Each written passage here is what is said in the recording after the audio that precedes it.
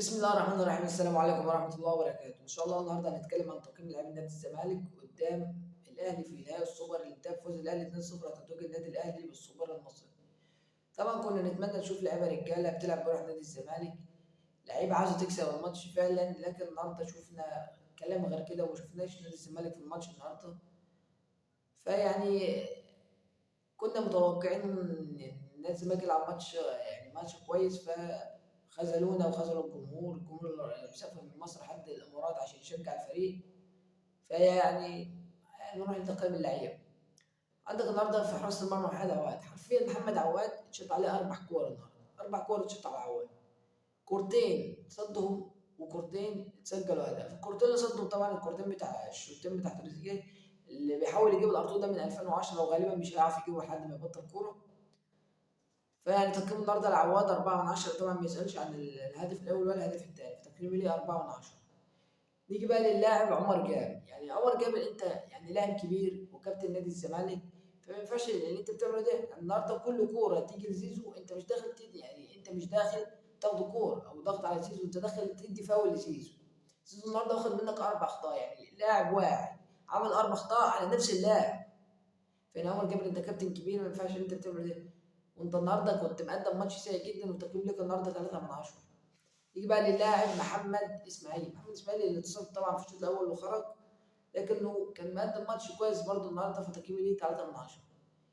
نيجي لمحمود حمدي الونش اللي برضه كان مقدم ماتش كويس وما كانش يسأل برضه على الهدف الاول ولا الهدف الثاني، وتقييمي ليه 4 من 10. نيجي لفتوح كان حرفيا مقدم شوط اول يعني على اعلى مستوى، وكان لاعب يعني كان قافل كان قافل على زيزو، وكان قافل على بن شرقي.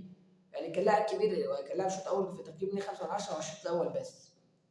عندك محمد شحات، يعني محمد شحات انت لاعب كبير وعارفين امكانياتك وعارفين ان انت لاعب كبير قوي. انت يا محمد شحات الهدف الاول انت راجل بتلعب مركز ست، انت يعني مركز ست ده بيلعب في قلب الدفاع، يعني بين الدفاع، قلب الدفاع ده وقلب الدفاع ده. الهدف جه ازاي؟ الهدف جه ان كانت ثلاث لعيبه على محمد اسماعيل والونش. فيعني انت محمد اشعاع المفروض كان مكانك في جنب محمد اسماعيل والونش، كنت منحت الكره دي. فيعني اديك تقييم 3 من 10 على الخطا ده، بس الخطا خلفنا هدف، فتقييم لك النهارده 3 من 10. نيجي بقى للاعب عبد الله السعيد. عبد الله السعيد اللي النهارده لعب ماتش من اسوء الماتشات اللي لعبها معاه من ساعه ما لعب في نادي الزمالك. عبد الله السعيد اللي طبعا عارفين امكانياته ومفيش ماتش يعني من زمان قوي واحنا بنشكر في عبد الله السعيد، ما فيش ماتش بيلعب في الزمالك غير لما نشكر في عبد الله.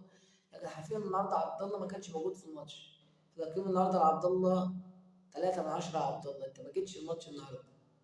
نيجي بقى للاعب ناصر ماهر. ناصر ماهر كنا مستنيين منه اكتر من كده، وكنا مستنيين منه انه يعمل ماتش على اعلى مستوى وهو لين نادي الزمالك من خط الدفاع للخط الهجومي، لكن النهارده ما شفناش ناصر ماهر، هو كان لاعب شوط اول كويس، فتقييمي ليك النهارده يا ناصر 6 من 10. نيجي بقى للكارثه اللي مش عارف اللاعب ده حرفيا بيلعب في نادي الزمالك لحد دلوقتي ليه؟ اللاعب سيف فاروق جعفر. ايه الواسطه؟ يعني انا عاوز اعرف ايه الواسطه اللي مع سيف فاروق جعفر اللي تخليه يلعب في نادي الزمالك لحد دلوقتي؟ امتى يا جدعان حد يقول لي، يعني حد يقول لي امتى سيف فاروق جعفر لعب ماتش وحد قال ده النهارده اللاعب ده لعب ماتش كبير، لعب ماتش يعني النهارده لعب ماتش على اعلى مستوى؟ مفيش ولا واحد بيشكر في سيف فاروق جعفر. يعني اللاعب اللي هو اللي يلعب مركز ستة ولا ينفع 8 ولا ينفع 10، هو ما ينفعش في اي مركز وما ينفعش يلعب في نادي الزمالك. انت يعني لاعب سيف فاروق جعفر ده لازم يمشي، يعني لازم يمشي لنادي الزمالك.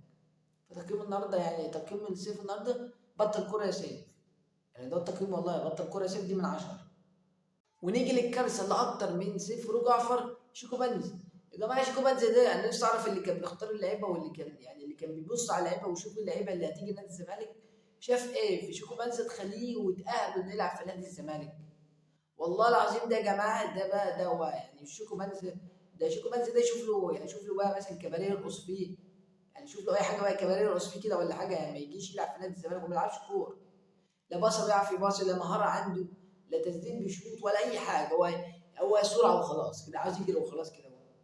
فشيكوبانزا ده لازم يمشي من نادي الزمالك، والله العظيم ما ينفع يلعب في نادي الزمالك، شوف له كباريه يرقص فيه بقى. فيعني انتوا مش جايين يعني مش جايبين اللعيبه دي تنحرنا وتقرفنا يا دوب. فشيكو بنزا ده لازم يمشي من نادي الزمالك.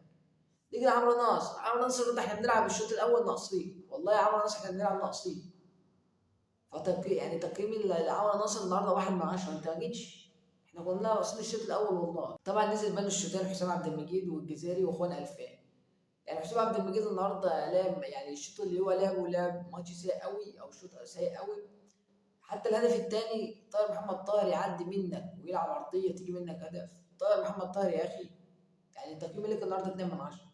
الجزيري طبعا مهاجم، يعني مش اقوى حاجه، حتى ما بيعرفش يلعب بدماغه. حتى الهدف اللي هو جابه ان هو ما بيعرفش يلعب بدماغه، ما بيعرفش يوجه بدماغه، والكره جت في ايديه.